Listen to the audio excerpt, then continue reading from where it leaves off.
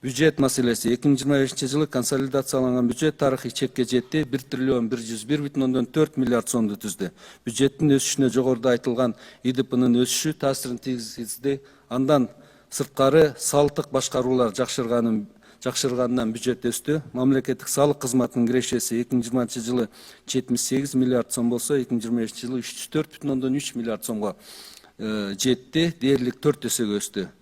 Экинчиден бажы кирешелери өстү. Мамлекеттик бажы кызматы 2020 жылы бюджетке 28,9 миллиард сом киреше жыйнаган болсо, 2025 жылы 157,4 миллиард сом чогултту.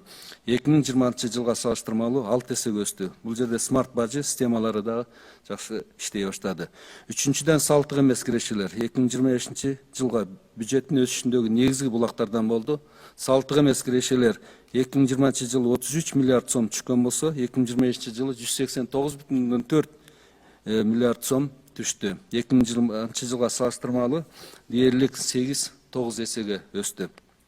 Улуттук банк айыппулдар, дивидендтер жана башка өстү, мамлекеттик активдер иретке келтирилди. Бул жерде алтын дүйнөлүк баасы да жогору болгондугун айтышыбыз керек. Бюджетке да түшүүлөр жакшы болду. Ушул алтындардын баары Кыргыз элинин улуттук кызыкчылыгында кызмат кылууда жана улуттук банктын камбасында сакталып, экономикалык коопсуздуктун, валюталык резервдин, инвестициянын жана жалпы улуттук байлыктын кепилдиги болуп турат.